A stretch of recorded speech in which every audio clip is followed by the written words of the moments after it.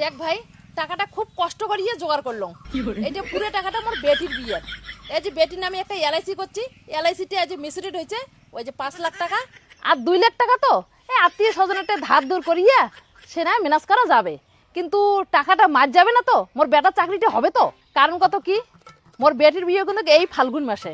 তাও মুই সাহস করিয়ে তোর টাকাটা দিবে তো কে কত। একবার যদি মোর বেটার চাকরিটা হয়ে যায় তখন না উনার বোনের বিয়ে উনিই দিবে।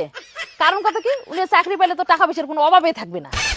আরে অভাব, উনি জয়েন করিয়ে মনে করো 37-38 টাকা বেতন পাবে, তা তোমার ওই 6-7 লাখ টাকা জোগাড় করতে হলে কয় মাস লাগবে? আর একটা কথা তোমার বদিকার খোলামেলা কয়া যান, তোমরা হয়তো ভাবির পান যে মুই এত জোর জবস্তি করে দিচ্ছ কে তোমার বেটার চাকরির জন্য। তোমরা হয়তো ভাবির যে মুই হয়তো ঠিক টাকা পয়সা খাই, মোর কিন্তু ওইগুলো কোনো ব্যাপার নাই কিন্তু। কারণ কি, তোমরা মোর পরিচিত, সেই সূত্রে মনে করো মুই মনে করো এই সুযোগটা তোমাকে মনে করো দিলুম এইটুকে। এর থেকে মনে করো মুই তোমার কাছ থেকেও 2 টাকা খাইম না, বা মোর বন্ধুও কিন্তু মোক 2 টাকা দিবে না। তোমরা এইটা ভাবেন না যে মুই টাকার লোভিলে করেছো, মোর একটা টাকা পয়সার কোনো বলে ইয়েও নাই। কারণ মুই কি চান যে আমার পাড়ার একটা চ্যাংরা উনি প্রতিষ্ঠিত চাকরি বাকরি করুক, মুই এইটা চান। আরে ওই কথা কি মুই তোকে একবারও কইছং যে তুই টাকার জন্য করে দিচ্ছিস?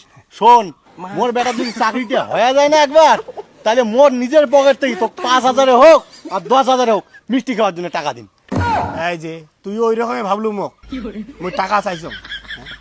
আরে তোর বেটা যদি চাকরিটা হয় না, হয় কি চাকরি তো হবেই, হয়ে গেলে একদিন মোক দেখে আর 2 পিস পাড়ার মানুষ দিয়ে খোয়ে দিস বস, আর মোক কোনো না লাগে রে, বুঝছিস? 2 পিস না, শোন, চাকরিটা হয়ে গেলে তো একটা খাসির মাংস দিয়ে একটা ডিক্কিটাকে খোয়াম, ঠিক আছে?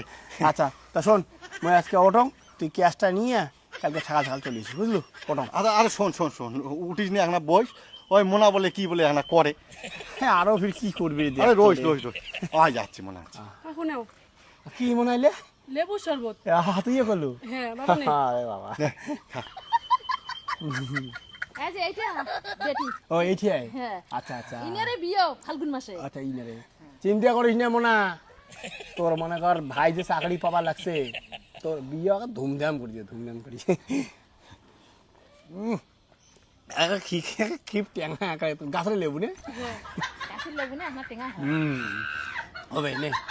তা গেলুম, গেলুম বদি, হ্যাঁ মোনা যাং, ঠিক আছে? কাল সকাল সকাল ক্যাশটা দিয়ে ঢুকিস, ঠিক আছে, হ্যাঁ। গেলুম। 8টার দিকে ঢুকবো। হ্যাঁ বাবু কই যাচ্ছিলুম? হ্যাঁ ঠিক আছে।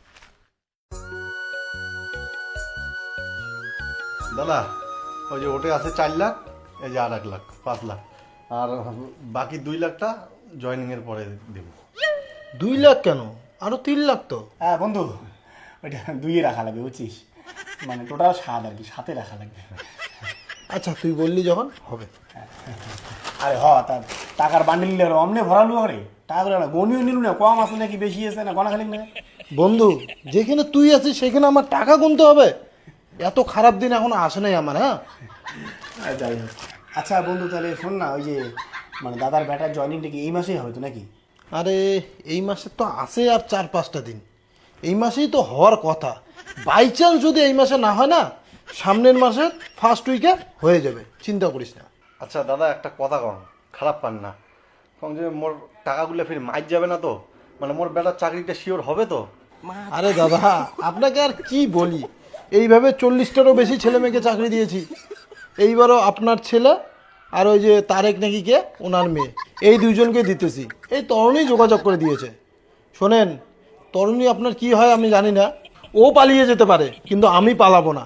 আপনার ছেলে চাকরি তো হবেই, কিন্তু হওয়ার পরও যদি কোনো সমস্যা হয় সোজা আমার এখানে চলে আসবেন। ওই সমস্যার সমাধান করার দায়িত্ব আমার। আমি বাড়ি ছেড়ে তো আর কোথাও পালাবো না, এইটাই আমার বাড়ি। আপনার এই 5-7 লাখ টাকার জন্য আমার এই কোটি টাকার বাড়ি ছেড়ে তো আর পালাবো না। কিন্তু তরুণীর কাছে তো মই শুনছং তোমরা বলে এই বাড়িতে ভাড়া থাকেন। তরুণী ঠিকই বলেছে, ভাড়া ছিলাম, এখন এই পুরো বাড়িটা আমি কিনে নিয়েছি। শুনলু তাহলে?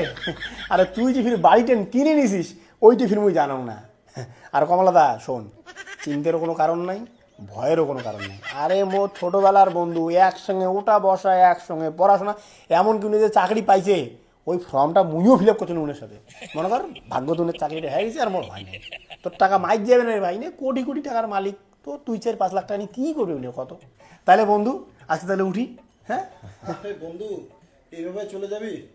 তোকে 1 কাপ চাও খাওয়াতে পারলাম না রে। আসলে তোর বন্ধু একটু ঘুম থেকে দেরি করে ওঠো তো, আমি উঠি না।